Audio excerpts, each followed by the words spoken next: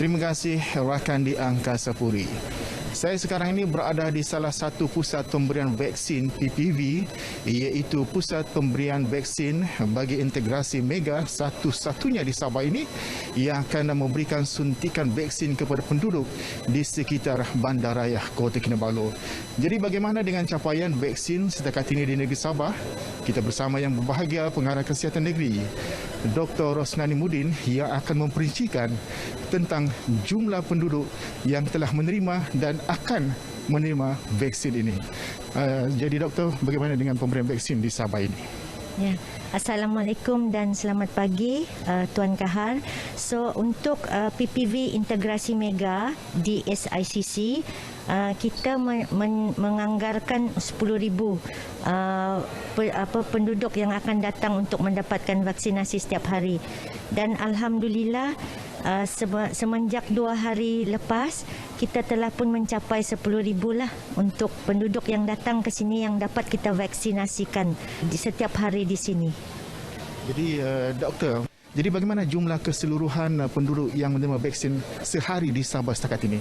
Pemberian vaksin di seluruh Sabah masih diteruskan dan ditingkatkan, dan saya harap kita akan terus meningkatkanlah penduduk yang dapat divaksinasikan selepas ini sehingga mungkin 40,000 ataupun 45,000 sehari. Sejak beberapa hari lepas sebenarnya kita sudah pun melebihi 30,000 untuk penduduk di Sabah.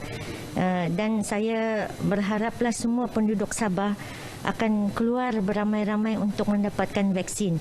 Kami juga ada menyediakan perkhidmatan untuk outreach bagi penduduk di luar bandar untuk mereka datang ke tempat-tempat pusat pemberian vaksin. Jangan risau kalau mereka tidak ada MySejahtera ke apa. Mereka boleh datang ke sana dan kami boleh daftar dan bagi vaksinasi terus. Dikabarkan juga doktor, PPV Mega yang memberikan perkhidmatan bas secara percuma daripada pusat ini ke Bandaraya Kota Kinabalu. Ya, untuk menampung kehadiran 10,000 orang di sini, kita akan menyediakan bas. Maksudnya ada shuttle lah. Sebab mereka akan parking di satu tempat dan akan ada bas yang secara berkala membawa penduduk ini untuk ke SICC. Jadi perkhidmatan secara percuma ni dok, ini idea kerajaan negeri ke ataupun telah dibincangkan dalam mesyuarat kerajaan negeri bersama dengan MKN di Sabah ni khususnya dok? Ya, ini memang bantuan daripada kerajaan negeri. Sebab kita ingin memastikan bila mereka sampai ke SICC ni mudah, senanglah. Jadi tiada halangan untuk mereka datang. Itu yang matlamat kerajaan negeri itu untuk supaya semua rakyat Sabah ni dapat datang ke pusat vaksin dengan mudah.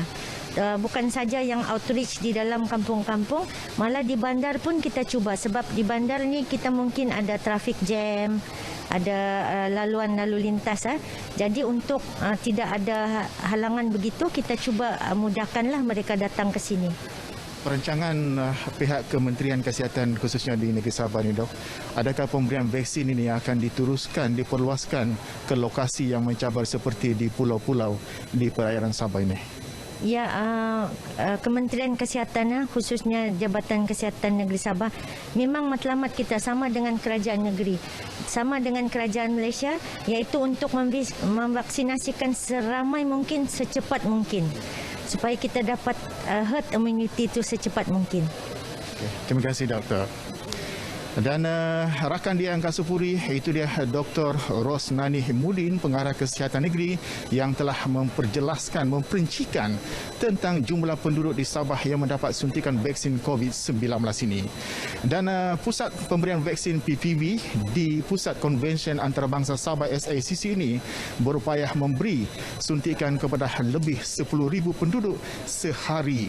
Ini membuktikan kesungguhan KKM Kerajaan Negeri dan juga Kerajaan Persekutuan untuk menjadikan misi imuniti kelompok 80% akan dapat dicapai secepatnya. Sekian cerita pagi Sabah, Abdul Kahar Omar, Kota Kinabalu.